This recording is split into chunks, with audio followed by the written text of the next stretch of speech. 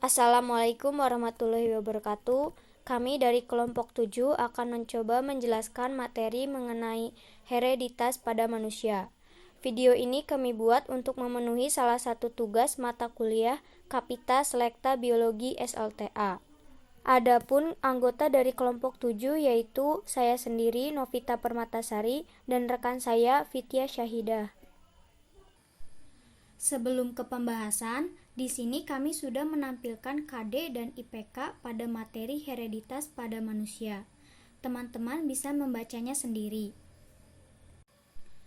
Adapun pokok bahasan yang akan kami bahas yaitu yang pertama mengenai penentuan jenis kelamin, yang kedua penyakit keturunan, dan yang terakhir golongan darah. Langsung saja kita ke pembahasan yang pertama yaitu mengenai penentuan jenis kelamin. Nah, sel tubuh manusia memiliki 46 buah kromosom yang terdiri atas 22 pasang autosom dan 1 pasang kromosom seks. Kromosom kelamin manusia terdiri atas kromosom X dan kromosom Y. Seseorang dikatakan berjenis kelamin perempuan jika kromosom kelaminnya terdiri atas sepasang kromosom X dan dikatakan berjenis kelamin laki-laki jika kromosom kelaminnya terdiri atas satu kromosom X dan satu kromosom Y. Jadi, karena pada perempuan hanya memiliki sepasang kromosom X, maka hanya dapat membentuk satu macam gamet atau sel telur yaitu 22AX. Sedangkan pada laki-laki, karena dapat membentuk dua macam gamet atau sel spermatozoa, maka akan membentuk 22AX dan 22AY. Nah, apabila spermatozoa 22AX membuahi sel telur, maka akan dihasilkan anak perempuan dengan rumus kromosom 22AAXX.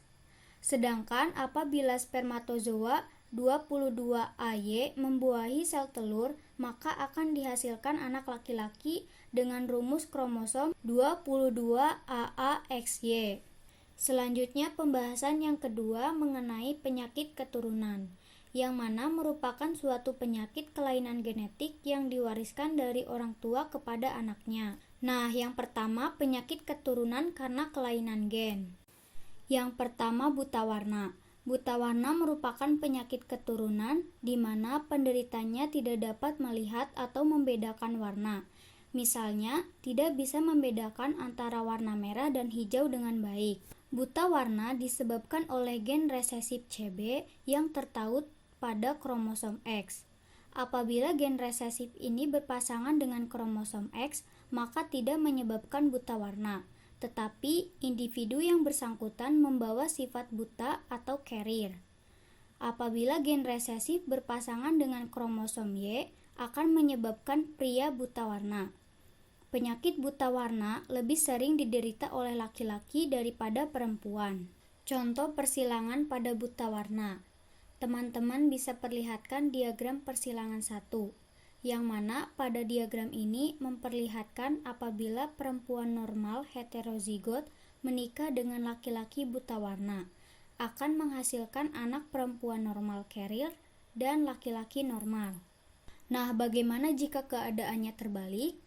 Teman-teman bisa perhatikan diagram persilangan kedua, yang mana pada diagram ini memperlihatkan apabila perempuan buta warna menikah dengan laki-laki normal, akan menghasilkan anak perempuan normal carrier dan laki-laki buta warna.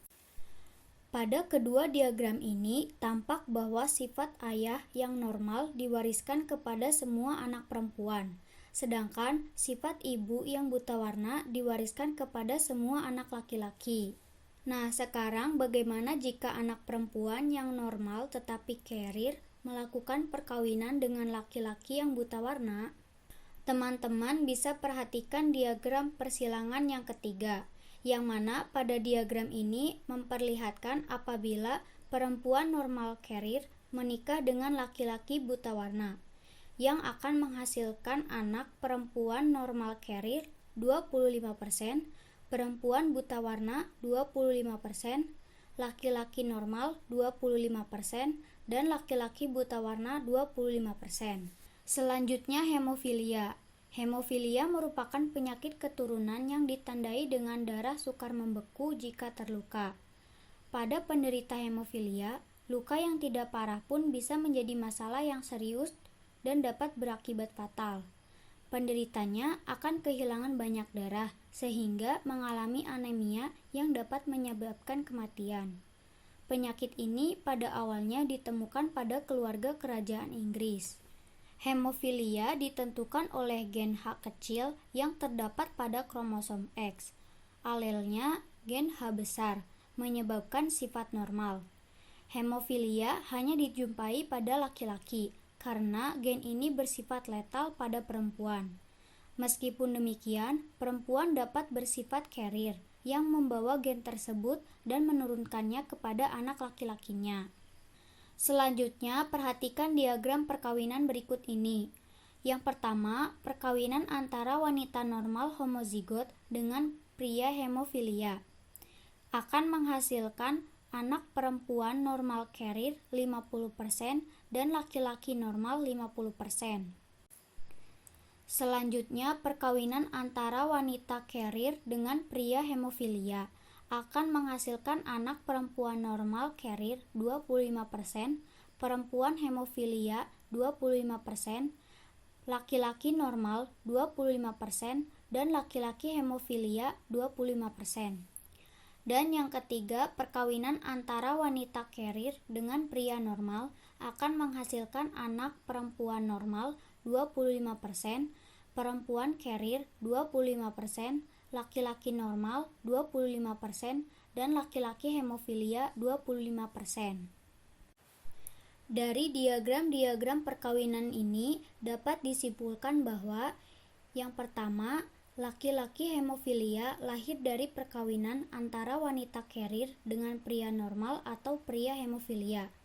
Yang kedua, seorang ayah yang hemofilia mewariskan sifat hemofilianya kepada anak laki-laki dan perempuannya. Dan yang ketiga, tidak ada wanita hemofilia yang bertahan hidup atau bersifat letal, tetapi ada wanita normal yang membawa sifat hemofilia atau carrier. Selanjutnya, albino.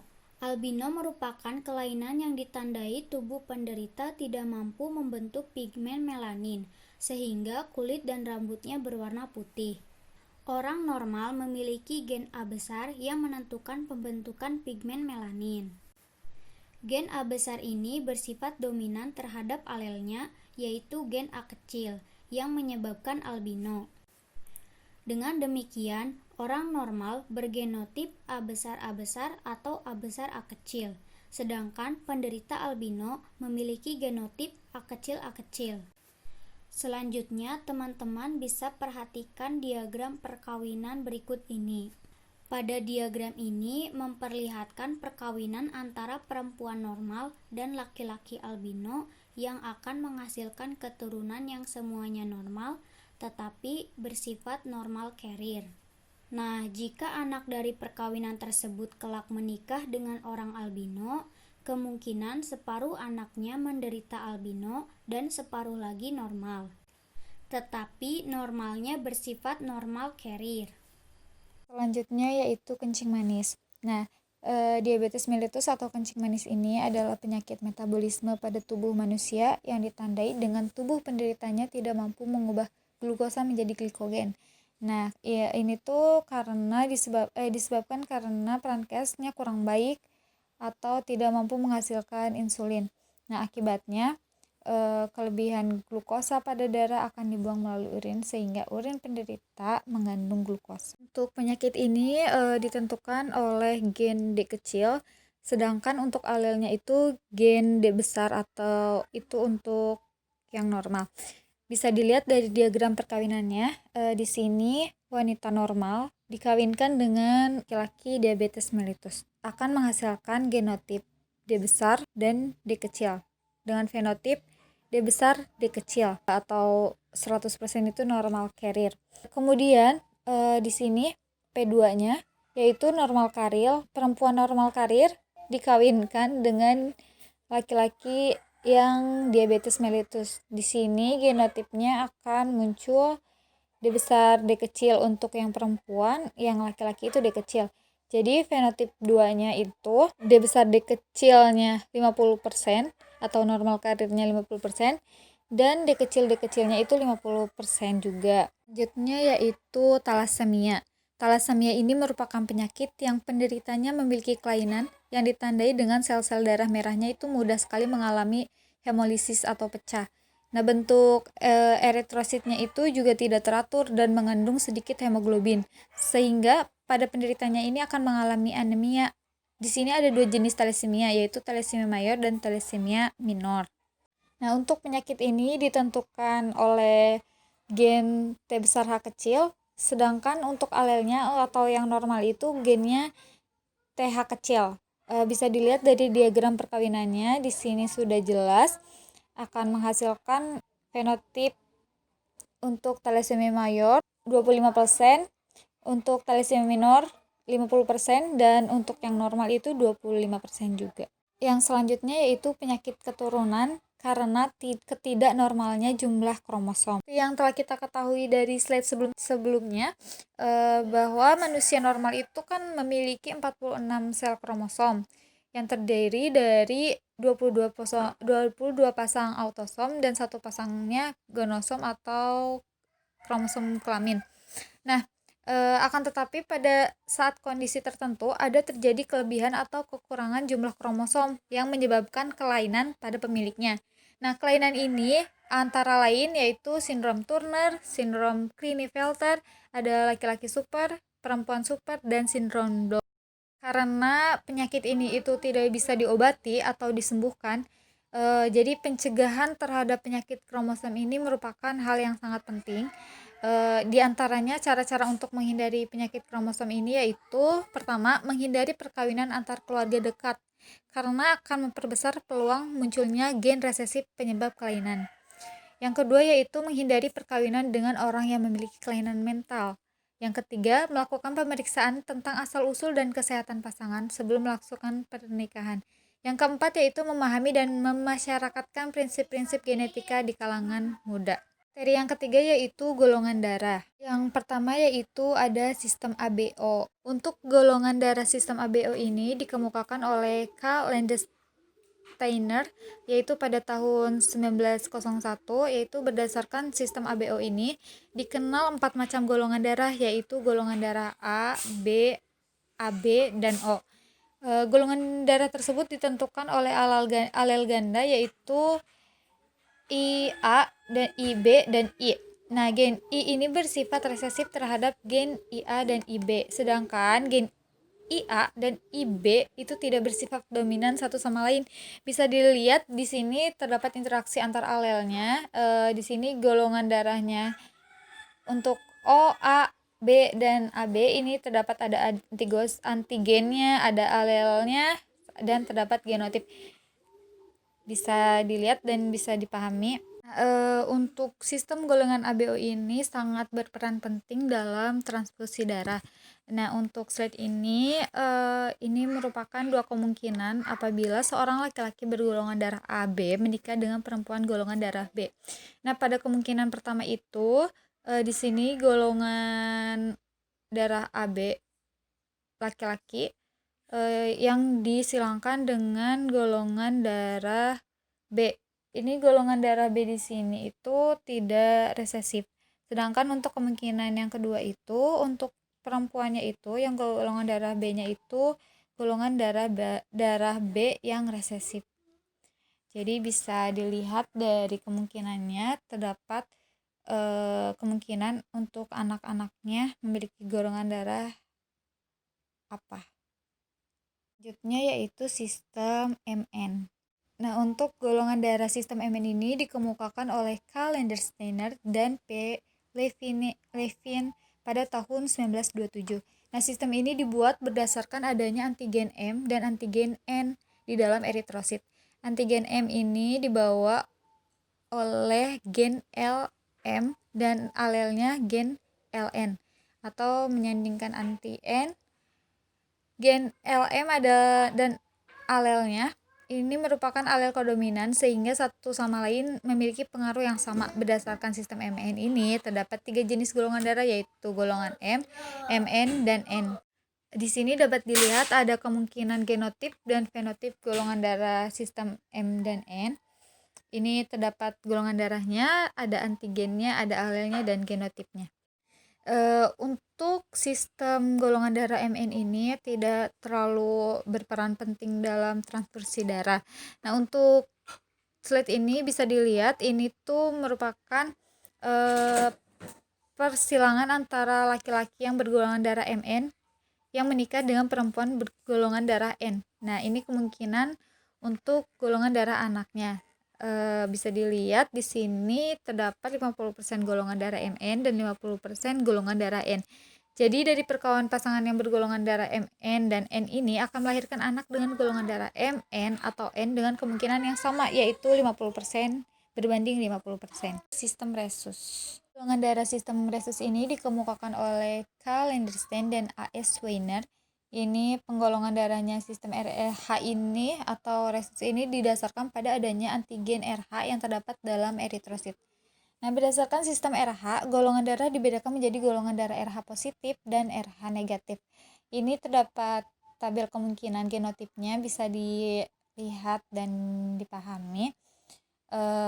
Untuk golongan darah sistem resus ini sangat berperan penting dalam transfusi darah. Sangat-sangat penting. Golongan darah sistem resus ini memiliki arti dalam transfusi darah itu karena adanya perusakan eritrosis jika antigen RH ini bertemu dengan anti RH. Bisa ini ya, di dalam plasma darah itu kan seseorang biasanya tidak terdapat zat antibodi atau anti RH.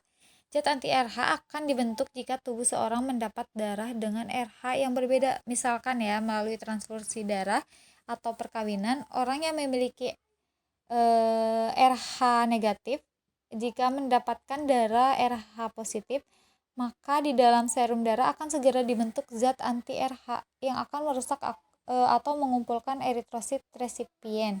Dengan demikian, orang berdarah RH negatif harus mendapatkan donor darah RH negatif juga. Jadi apabila terdapat seseorang yang memiliki resusnya itu negatif, itu tidak bisa didonorkan dengan yang memiliki resusnya itu positif karena akan menyebabkan kerusakan atau mengumpulnya eritrosit. Bisa dilihat di sini terdapat contohnya. Di sini mungkin akan menghasilkan 100% golongan darahnya itu positif atau secara normal tidak ada pertukaran darah antara ibu dan bayi dalam kandungannya, bisa dilihat. Namun pada bulan-bulan terakhir kehamilan, berat atau gerakan bayi dapat menyebabkan pecahnya kapiler darah dalam plasenta sehingga terjadi perembesan darah janin ke dalam sistem peredaran darah ibu. Hal itu menyebabkan dalam serum atau plasma darah ibu akan terbentuk zat anti-RH. Nah, anti-RH ini dapat merusak eritrosit janin, yaitu menyebabnya hemolisis sehingga mengakibatkan anemia pada janin. Saat hamil pertama, mungkin zat anti-RH ini dibentuk oleh darah ibu mungkin belum banyak sehingga janinnya kemungkinan masih bisa selamat, akan tetapi pada kehamilan kedua dan seterusnya, janin tentunya memiliki RH positif juga sehingga zat anti-RH-nya ini yang dibentuk oleh plasma darah itu semakin banyak yang menyebabkan banyaknya eritrosit janin yang rusak. Akibatnya anak kedua atau seterusnya itu dapat meninggal dalam kandungan karena kekurangan eritrosit atau mengalami anemia. Nah, penyakit ini disebut dengan erythroblastosis fetalis. Untuk presentasi pada bab hereditas pada manusia mungkin cukup sekian. Apabila masih ada yang belum paham atau ingin ditanyakan, boleh ditanyakan. Terima kasih.